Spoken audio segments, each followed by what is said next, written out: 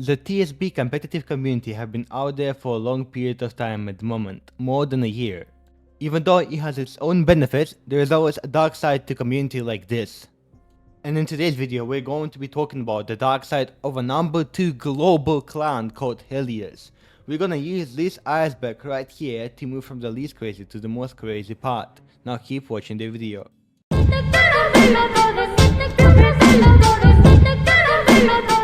The first thing I'm gonna be talking about is the topic that you love the most. So you all know that they actually pretend to be number 1 in Europe and they actually tried to go for number 1 global. However, they got accused of fraud. Recently I found out that Fanzi, who was supposed to be number 1 European player and a kind of close pair to number 1 global, got exposed for using clients, exploiters and everything like this. Apparently, he got sent a program by his friend who was actually number 2 in Europe. He told that the program that he got sent is exactly like Clumsy. In the same DMs, Fanzi leaks that the fact that Wen apparently used and uses this software, which makes his hitboxes smaller than they are supposed to be. Even though they actually use Macro, which is an additional software, I do not think that you can accuse them of being frauds because of this one, because everybody uses Macros right now. So I just think that everything is actually normal except the software, because software moment is actually so kinda interesting. Let me say more. You know how Helios rematched Valhalla not a long time ago? The last one happened like around a week ago, and even though VH and Helios like didn't do set on the UK service because they plan to do one on the German service and one on the UK service, and they haven't finished the set on the German ones, the thing I got here is pretty much enough. First of all, this proof right here shows how much they wanted to win. Fanzi talks to Kaido, who also claimed to be number 1 in Europe at some point, to run as much as possible, which is a strike in TSBCC rules, like you cannot run for long, and they are running for long.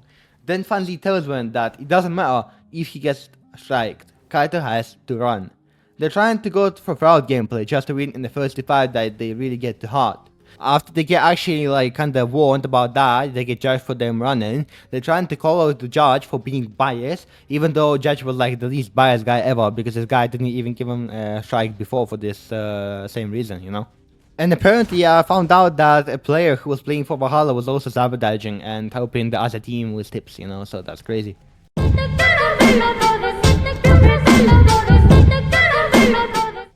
Even though I think it would be way more logical if I put this one and the software thing in the same row, but I'll just stick to the point that this one is a bit worse than the software, right?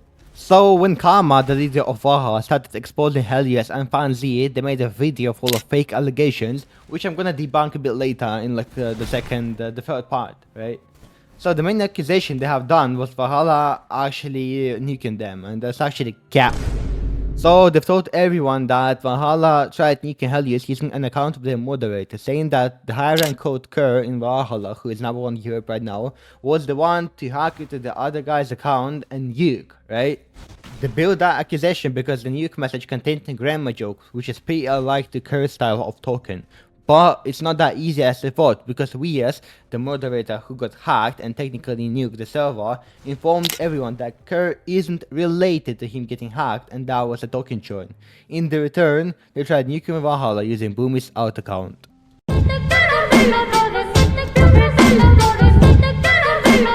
In my opinion, that's the part that is kind of the wildest out of each of the parts before that, you know? So before yapping, I would just say that the guy who talks got actually banned from using arts, and he will not even do harm anymore, I think. But he still can. Fanzi can still do anything he wants, you know. So there is this random guy in Valhalla called Tokyo, and Tokyo was pretty close to Fanzi. They were good friends at some point, and all of that before Tokyo decided to go for a video chat where he accidentally showed a member of his family. So apparently Fanzi was recording the whole video like chat, you know, and he was just showing everybody the clip of the video chat, right? So what Tokyo did, he accidentally showed the face of his little sister, who is, I don't know, probably around 9 or 10 years old, but Fanzi leaked the face of Tokyo and his younger sister to a top 2 Europe right now, Mas, who showed the proof to us in the return, you know? Even though Tokyo gave permission to leak his face in one group, reminding only one group, to Fanzi leaked it to everyone else, you know, he didn't leak it just to the group. He didn't give permission to expose his sister's face anyway. Remember the debunks I've talked about, right? The video. And the video, you just see it on your screen right now. And they accuse Karma of lying right here, you know, that he is capping about the situation. First of all, they showed the fact that Mas, the person who finally sent Tokyo's face to, was in the group chat where Tokyo's face was allowed to be seen. However, if we check the dates, they're absolutely different, which means that Mas got added after Fanti leaked Tokyo's face to him. Let me remind you that Tokyo allowed only the member of the group chat to see his face, and in the time being, right, in the August, Mas was not even in the group chat. They showed the proof that Mas got in the group chat on the fucking September. You can also mention how Mas left the same day he got in the GC. Before leaving, he says only one word. What in the Ohio? You know, that's crazy. And still, Tokyo did not allow his sister's face to get leaked, and he still leaked it, so it's kind of doxing anyways, right? I would really want to add the fact that there's a person called Kaito, and as I said before, he is one of the top players, and he was saying, I'm not safe for watch, but I cannot really say that here. So if you really are interested, you can join the Valhalla. You can just check it out here. There's everything you need to know. So in the result, I'm pretty sure that I've showed enough for you guys to understand that Hellies aren't saint either. Nobody is, right?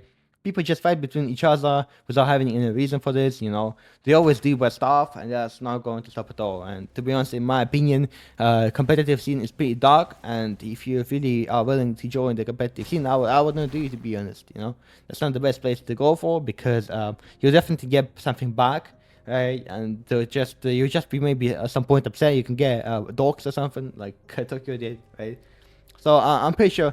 Thanks for watching the video. I really hope that you enjoyed it, because I probably tried my best on it, and you know, it took me kind of a while to even motivate myself doing some videos.